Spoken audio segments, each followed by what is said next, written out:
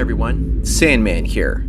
So over the last 3 or 4 months, I've been playing a little bit of an experiment with that girl that I talked about, Sailor Spoon.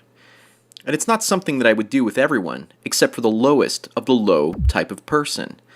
I've been acting like a complete jerk to her. I've been putting her down, talking down to her, and giving her little bits of attention here and there. Just enough for her to keep calling me back and wanting more. Over the last few months, what I've learned is that a man has to be really hurt bad by women to become a jerk.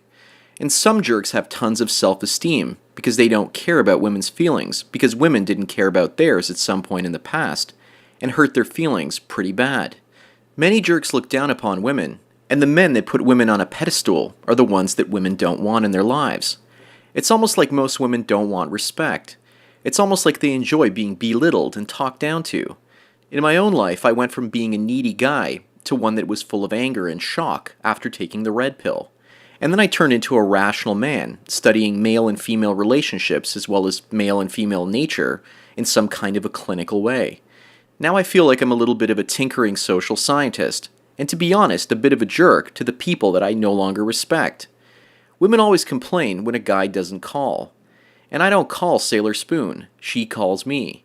And because of that, now I think that the reason women hate it when guys they want something from don't call them is because firstly, it lowers their self-esteem, and it also makes them feel inadequate in some way as well as being needy. Needless to say, Sailor Spoon keeps calling me about 3 or 4 times a day, and when she calls, half the time I don't even pick up the phone. And the other half, when I do, I say things like, "Oh, it's you. What do you want?" And she just gets pissed off, huffs and puffs, raises her tone of voice, and says, "Why are you talking to me like this?" At that point I say, well, if you're going to raise your voice at me like this and disrespect me, I'm going to have to put the phone down. And then I hang up, and then 10 minutes later she's asking me when I'm going to come over. The less I care about her, the more she seems to care about me. She sounds like someone that was neglected as a child and was basically looking for attention. She's also completely narcissistic. You can't criticize her about anything, even if it's constructive criticism, without her blowing up. She came over to my place only once, but she doesn't know the address and she's been wanting to come back ever since seeing how I live. She's been asking me how to take the bus over here, and I told her that I'd come to her place, but I don't want her over here at all. The more I tell her no, and the more I treat her poorly, the more she seems interested in me. Years ago, I would have loved to be in this particular situation. But now that I know what's going on and how it all works, it's kind of boring. In order for a man to develop a backbone and become more of a bad boy in the hopes of attracting women, he does have to be badly hurt once. As far as I can tell, many jerks have already taken the red pill subconsciously, and tend to push women away both emotionally and physically so they don't get hurt again. However, for women this comes across as self-confidence, or a man that's in need of fixing. It seems women have a hard time figuring out if a man is either being emotionally distant or if he's being self-confident. Those two modes of male thinking seem to be very difficult for most women to distinguish. Nice guys seem very easy for women to figure out, and therefore they always end up being pretty much single. However, jerks, if they have a combination of self-esteem issues and genuine self-confidence, present a challenge to most women. They want to fix them. Men, it seems, want to fix things in the physical world. And women want to fix men so that they can behave properly according to what females want. But once a man behaves properly, women tend to get bored and want to move on and fix the next guy. I've made many observations that men that are still in marriages after 20 or 30 years tend to be unfixable jerks. No matter how much a woman tries to change their behavior, they still go out drinking with their buddies, say inappropriate things, and behave like a 5-year-old. I've also seen plenty of inappropriately behaving men married at least 2 or 3 times, so it's not necessarily the case in all situations. But I rarely see well-behaved men in marriages that last longer than 10 years. The nice guys end up getting tossed out in the garbage, and they get replaced by jerks. Women fall for jerks because many times they too lack self-esteem. There is no way in hell that I would sleep with Sailor Spoon. I asked her when was the last time she was checked for STDs. And she said it was about 6 or 7 years ago. I also asked her how many men she slept with, and she said that it was none of my business, and she wishes that it was 0. Recently she's been asking me to come over to her house and sleep in her bed and give her tons of affection. I told her that I would do that under the condition that she be naked in bed, but she refused and called me a jerk. So I said, sorry, I won't be doing that. And since then, she's been saying that she's having sleepovers with another male friend of hers that involve being fully clothed, and he comes over and fixes the faucet in her kitchen and bathroom, as well as her shoe rack, and bought her a DVD player as well. I ask her, so is this guy interested in dating you? And she says, of course he is. And I then said, but you're using him for favors and leading him on.